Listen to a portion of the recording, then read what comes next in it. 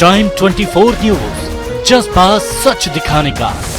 UP के मुखिया CM योगी ने आज बुलंदशहर पहुंचकर जनसभा को संबोधित किया, जहां उन्होंने अपनी सरकार की उपलब्धि के बारे में बताया।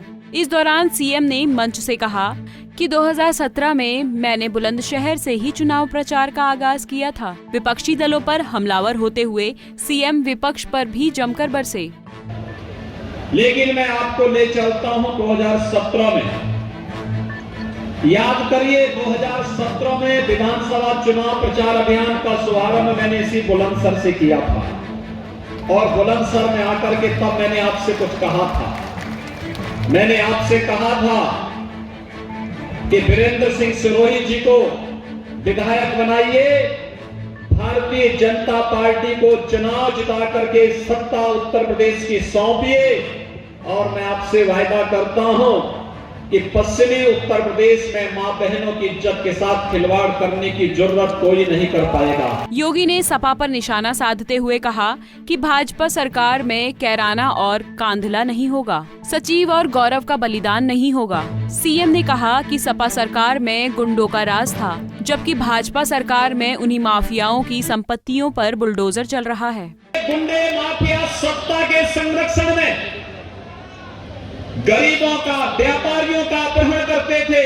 उनकी जमीनों पर कब्जा करते थे, व्यावसायिक प्रतिष्ठानों पर कब्जा करते थे, बेखौफ घूमते थे। लेकिन आज ये जान की भीख मांग रहे हैं और इनके द्वारा अनैतिक तरीके से कमाई गई संपत्ति पर सरकारी बुलडोजर चलता हुआ दिखाई दे रहा है। ये है व्यवस्था कैसे चलनी चाहिए, एक उदाहरण है। सीएम बोले कि अब गुंडे तख्ती लटकाकर जान की भीख मांगते घूमते हैं। सीएम बोले कि प्रदेश की जनता ने जो ताकत दी थी उसका सदुपयोग हो रहा है।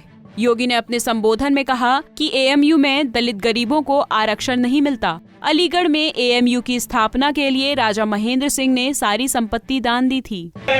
यहाँ पर एक एक गुंडा जान की भीख मांगते हुए गले में तख्ती लटकाते हुए घूमता है कि जान बकस लो, अब हम बहन बेटियों की इज्जत के साथ खिलवाड़ नहीं करेंगे।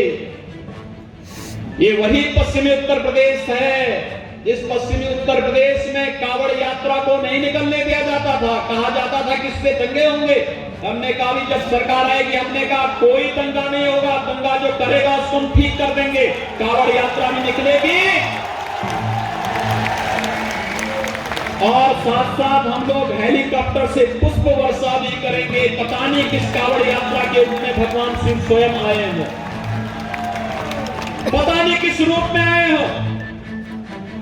और मैं फिर आपसे कहने के लिए आया हूं, भाइयों बहनों, 2014 में देश के अंदर राजनीति की धूरी को बदलने का कार्य प्रधानमंत्री मोदी जी ने किया।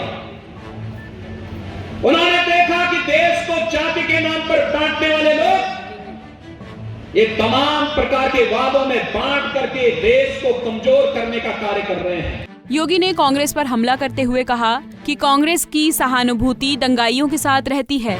कांग्रेस नेता पीएफआई कार्यकर्ताओं से मिलते हैं। कांग्रेस जाति और पंथ के नाम पर विभाजन चाहती है। भारत के हर नागरिक का संसाधनों पर हक है। यदि कोई गुंडई करेगा तो उसे सही जगह भेजा जाएगा। देश का नागरिक अगर देश कमजोर हो जाएगा, कल आपने देखा होगा कांग्रेस के एक स्वनाम धन्य नेता, उनके पूर्व अध्यक्ष केरल में पीएफआई से जुड़े हुए लोगों से मिलने के लिए जाते हैं। ये पीएफआई का देश की हिस्सी है क्या? तो देश में दंगों की एक श्रृंखला खड़ी करना चाहती है। देश के अंदर हर भड़काऊ कार्यक्रम में लगातार जो संगठन लगातार सक्रिय रूप से अपनी भूमिका का निर्वहन कर रहा है, कांग्रेस की सहानुभूति उन लोगों के प्रति है। वहीं जनसभा को संबोधित करते हुए सीएम बोले कि अगर कोरोना का खतरा नहीं होता तो मैं गांव-गांव से लोगों को अयोध्या बुलवाता। मैं सही बताऊं, अगर कोरोना नहीं होता ना, मैं गांव-गांव से आप सबको अयोध्या में जरूर बुलाता। विकास कार्यों का बखान करते हुए सीएम बोले कि जेवर एयरपोर्ट का लाभ सबसे अधिक बुलंदशहर जनपद वासियों को मिलेगा। साथ ही अब आप लोगों को फिल्म सिटी के लिए मुंबई जाना नहीं पड़ेगा। बगल में ही जेवर में हम लोग एयरपोर्ट बना रहे हैं, उसका लाभ सबसे ज्यादा बुलंदशहर को ही मिलना है। और एक बात और बताऊं, सुनेंगे? अब फिल्म सिटी के लिए मुंबई नहीं जाना पड़ेगा, बुलंदशहर के बगल में फिल्म सिटी बना रहे हैं। फिल्मों में काम करने का अवसर मिलेगा आप लोगों को। मैं तो यहाँ के सांसद भोला सिंह जी को बोला हूं कि भाई देखो, जनता की सेवा करो, फिल्मों के चक्कर में मत पड़ना भी से। नहीं तो पता लगा कि फिल्मों में काम करने के लिए चले गए, जनता यहाँ ढूंढ रही है, लेकिन वे जनता की सेवा में लगेंगे, जनता का कार्य करेंगे और पूरी मजबूती के साथ यहाँ पर कार्य होगा। विकास के पैमाने पर, सुरक्षा के मुद्दे पर और भ्रष्टाचार के मुद्दे पर कोई समझौता नहीं। भाइयों बहनों, इसकी जिम्मेदारी हमारी।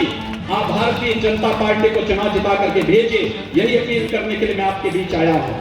और भाइयों बहनों, श्रीमती उषा सिरोही जी को भारतीय जनता पार्टी ने अपना प्रत्याशी बनाया है।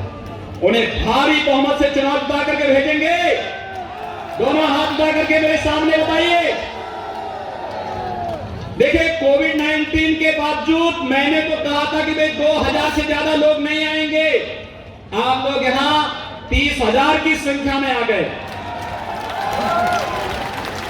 लेकिन मैं आप सबसे अपील करूंगा, जो 30,000 की यहां पर कार्यकर्ताओं की और जनता जनार्दन का जो स्नेह हमें यहां पर मिल रहा है, आप सबसे मेरी अपील होगी, आपके पास स्मार्टफोन होगा और आप सभी भारतीय जनता पार्टी के कार्यकर्ताओं के साथ लग करके घर घर जा करके 2 गज की दूरी का पालन करते हुए, मास्क जरूरी है इसका पालन करते हुए, 3 नवंबर को होने वाले चुनाव में श्रीमती उषा सिरोही जी को भारी बहुमत से कमल चुनाव चिन्ह के साथ चुनाव जिता करके भेजिए और विकास और सुरक्षा की गारंटी हमारे ऊपर छोड़ दीजिए।